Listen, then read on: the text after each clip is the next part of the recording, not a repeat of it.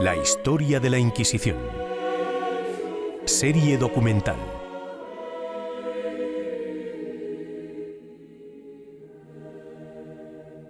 El rey Fernando, por su parte, vio en ello una oportunidad estupenda para asentar su poder político en sus territorios. En el caso de Castilla se crean, como digo, por los reyes católicos a partir de 1478.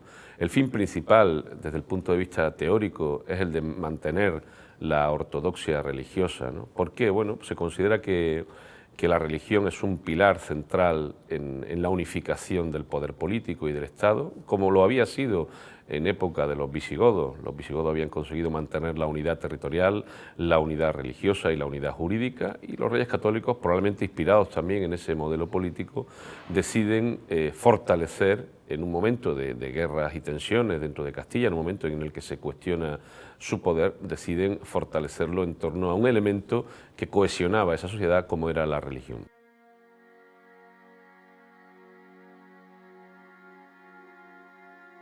Seguramente había otros intereses detrás, pues por una parte quizá el debilitar a enemigos locales, a las políticas locales que se resistían a esa política unificadora. También una razón de peso era el poder que habían alcanzado determinados judeoconversos dentro del círculo de gobierno de los reyes católicos y que habían generado muchas envidias por parte de otros nobles, por parte de enemigos de los monarcas.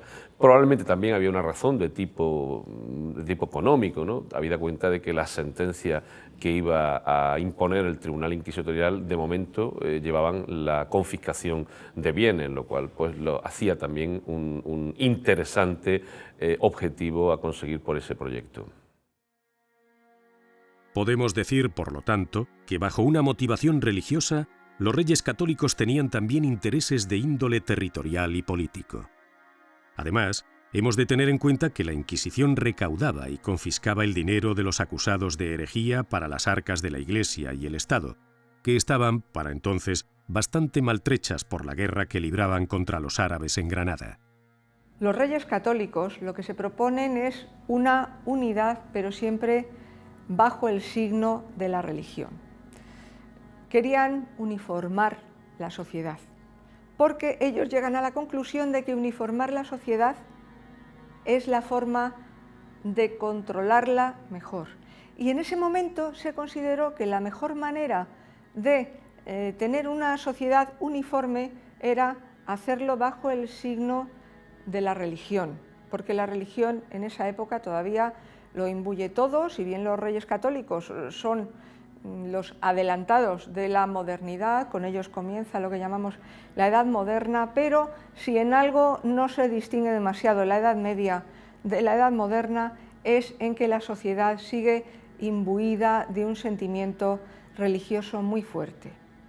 La religión, además, había probado ser un obstáculo a la hora de conseguir la paz social en determinados núcleos donde la convivencia entre judíos, musulmanes y cristianos había probado ser muy complicada. Y ahí es donde los reyes católicos empiezan a maquinar que generar un aparato de control religioso destinado a evitar las disidencias religiosas con respecto a la fe católica podría ser una forma, un instrumento fabuloso de control social. El Papa Sixto IV concedería una bula especial a los reyes católicos para crear una sede autónoma con jurisdicción propia del Santo Oficio, independiente de Roma. La posición de la Santa Sede respecto a la introducción de la Inquisición fue absolutamente favorable, puesto que la preocupación por el problema de los falsos conversos era una preocupación general, había sido preocupación de la Iglesia en los siglos anteriores y lo fue también a fines del siglo XV. Es decir, que cuando los reyes católicos solicitaron del Papa Sixto IV la introducción de la Inquisición, el Papa concedió la bula con sumo gusto. Lo que ocurre es que, como de hecho se introdujo una Inquisición distinta, porque la Inquisición que trajeron los reyes católicos y que se introdujo en Castilla, esa Inquisición que llamamos española o nueva, era una Inquisición mediatizada por el poder político y controlada de alguna manera por los reyes. Luego el Papa se echó atrás, dijo que le habían engañado, que él había concedido unos poderes extraordinarios que no podía conceder, etc. Y con ocasión de la petición de Fernando el Católico de introducir la Inquisición en Aragón, el Papa dijo que no, Sixto IV dijo que no, y trató, digamos, de contener esa Inquisición nueva que quedaba en manos de los reyes. Pero ya se produjo un forcejeo entre el Papa y el rey, ganó el rey, y Sixto IV pues se tuvo que conformar, y a partir de entonces pues ya siguió la Inquisición, pero desde luego con el beneplácito de la Iglesia y con el beneplácito también de las Cortes en España. Lo que unos y otros denunciaban, en lo que no se estaba de acuerdo, es en los excesos, pero de hecho nadie discutía la conveniencia de un tribunal que velara por la ortodoxia de la fe. El primer tribunal inquisitorial se instauraría en Sevilla, en el convento de San Pablo, celebrando el primer auto de fe en el año 1481. Y es en ese momento en el que muchos cristianos nuevos, atemorizados por posibles acusaciones, huirían de la ciudad para ocultarse en lugares que creían libres de la jurisdicción del tribunal. Pero fueron detenidos y considerados culpables de herejía. ¿Y cuál era la prueba acusatoria contra ellos? Sencillo, su propia huida. En tan solo los primeros 10 años de funcionamiento del tribunal, las cifras hablan de unas 2000 personas condenadas a morir en la hoguera. Todo aquel que perteneciera a una raza o culto diferentes era sospechoso de herejía. Si se había convertido a la fe católica, se le acusaba de seguir practicando los ritos de su antigua religión en privado. El pánico hizo que los propios conversos se delataran entre sí. Algunos lo hacían para saldar antiguas deudas y otros por creer que, denunciando a otros, ellos serían considerados verdaderos cristianos y así se salvarían de la hoguera.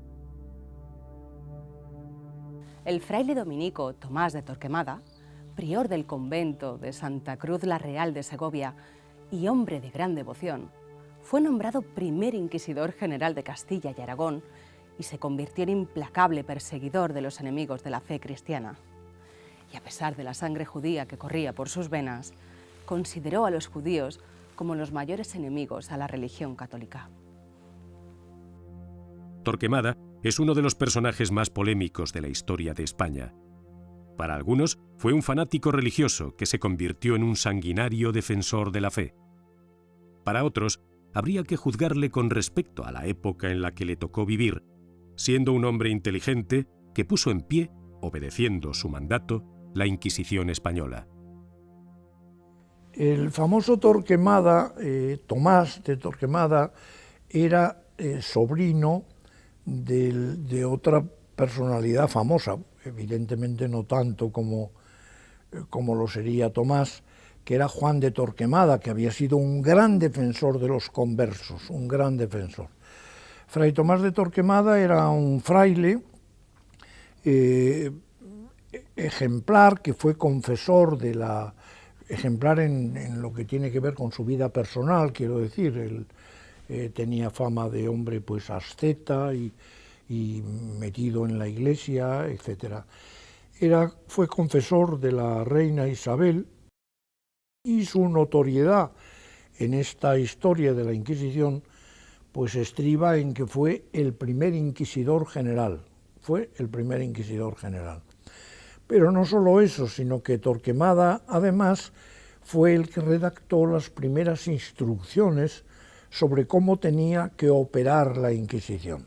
Porque en los primeros tiempos la Inquisición actuó con especial dureza a raíz de que se instauró en Andalucía y luego en Aragón. La Inquisición actuó con una enorme dureza y además actuó de manera descontrolada.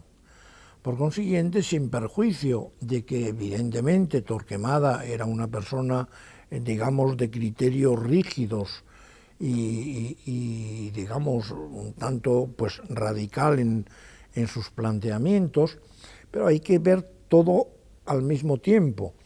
Y hay que ver que Torquemada fue una persona que puso orden en aquella Inquisición descontrolada, que al principio produjo muchas víctimas, pero precisamente por la falta de criterios a que atenerse, por la falta de orden en los procesos, etcétera, etcétera. Entonces, Torquemada es el autor de las primeras instrucciones sobre el modo de operar que tuvo la Inquisición.